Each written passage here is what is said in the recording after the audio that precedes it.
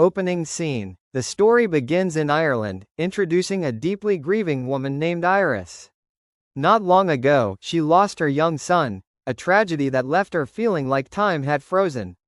Disturbing thoughts began to cloud her mind. One dark night, while the world around her slept, she quietly slipped a small knife into her pocket, took the car keys, and drove off into the night. By dawn, she reached a hilly area, her son's final resting place. There, she spoke emotionally to him, pouring out her sorrow and her dissatisfaction with life. Eventually, she walked to the edge of a cliff, seemingly ready to end her pain. But just as she was about to jump, a man appeared. A stranger named Richard. The stranger, Richard, quickly realized Iris was planning to take her own life. He didn't try to stop her outright, instead, he asked to share a story before she made her final decision. He introduced himself and said, "I won't hold you back, but give me a moment of your time before you go." He then told her about a young man full of life and passion for cars and adventure. One day, while out with a friend, they got into a car crash. He survived, but his friend did not. The loss left him shattered for months. But over time, he saw how much his family loved and waited for him. That realization pulled him back from the brink. "The point is," Richard said, "no one truly wants to die. They're just overwhelmed in a moment of weakness. If you still want to jump, I won't stop you." With those words, he walked away.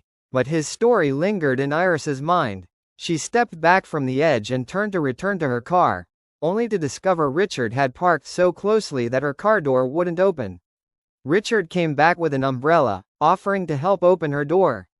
Iris found it odd. Why bring an umbrella in such bright weather? Before she could react, Richard attacked her with the umbrella, which turned out to be electrically charged. The shock knocked her unconscious.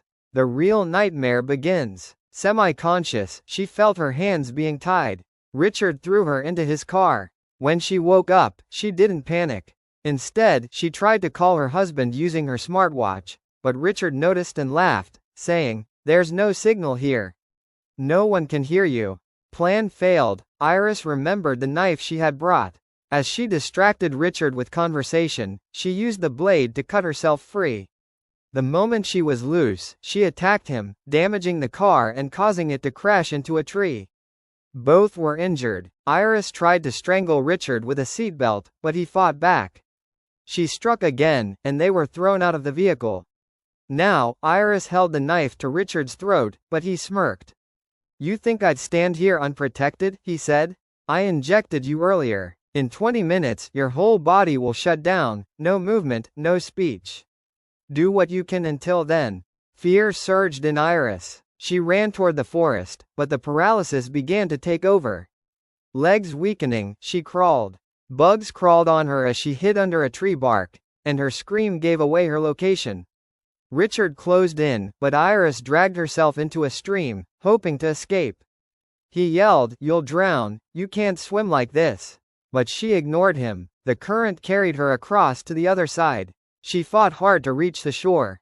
Just as full paralysis set in, she spotted a farmhouse.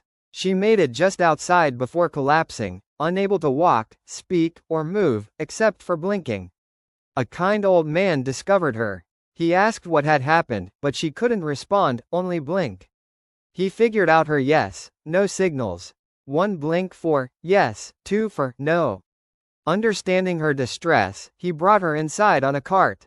The danger returns. No sooner had he brought her in than there was a knock at the door. Iris frantically blinked to warn him. He understood and hid her behind the couch. Opening the door, the old man found Richard, who now played the role of a distraught husband. "My wife is missing," he sobbed. "She's paralyzed. She vanished. I don't know where she went." The old man remained cautious. When asked to call his wife, Richard lied about losing his phone. But then, ironically, the phone rang in his pocket. Caught in the lie, Richard dropped the act. "All right, you caught me. Now tell me, have you seen her or not?" The old man threatened to call the police. Richard attacked, but this wasn't an ordinary old man. He fought fiercely and overpowered Richard. Just as he was about to call for help, Richard grabbed a knife and stabbed the man in the leg, then brutally in the stomach. The man died on the spot. Iris witnessed the murder from behind the couch, devastated. The kind stranger had died because of her. To hide the crime, Richard doused the house with kerosene and set it ablaze. Iris, still alive, struggled to move. With all her strength, she wiggled a finger to rattle the window grill. Richard saw from outside, someone was alive. When he checked, it was Iris. He dragged her to a nearby truck, the old man's truck, and placed her inside. Final escape. Richard received a call from his daughter. She and her mother were on their way to see him. He panicked, his plans were unraveling. Distracted, he nearly crashed. Worse yet, the truck ran out of fuel. At a station, he disguised Iris with a cap and left her in the vehicle. Iris struggled with her seatbelt, still paralyzed. A young boy, around her son's age, noticed her and sensed something was wrong. His mother also noticed and, acting on instinct, called the police and gave them the truck's license number. As Richard drove back toward where his car was parked, a police officer stopped him. "We received a report about this vehicle," the officer said. Richard, unfazed, responded, "It's a misunderstanding. I'm just traveling with my wife." "Can I speak with her?" the officer asked. Richard claimed she was drunk. Meanwhile, Iris managed to roll the window down just a bit and whisper, "Help me." That was enough. The officer found the paralyzing injection in the truck and realized the truth. Richard knew it was over and, in a panic, killed the officer with a metal object. He dumped the body and burned the vehicle to destroy evidence. The endgame. Iris had nearly lost hope. But the paralysis was wearing off. She could now speak. She began engaging Richard in conversation, trying to play on his emotions, talking about his daughter. But Richard remained cold. When her words failed, she tried to stab him with the same injection he used on her, but missed. Richard mocked her. "You're so weak. You can't touch me." He decided to change his plan. He would drown her in the river instead of taking her home. He dragged her to a boat and shoved her inside. As he prepared to start the engine, Iris noticed a knife in his back holster. She cried, pretending to want to see her son's photo one last time, asking Richard to pull it from her pocket. When he bent over, she seized the moment, grabbed the knife, and stabbed him under the chin. Wounded, he pulled a gun, but she wrested it from him and shot him. His body fell into the water. But now, a new problem. The boat was leaking from a bullet hole. Water poured in, and Iris, half paralyzed, couldn't escape.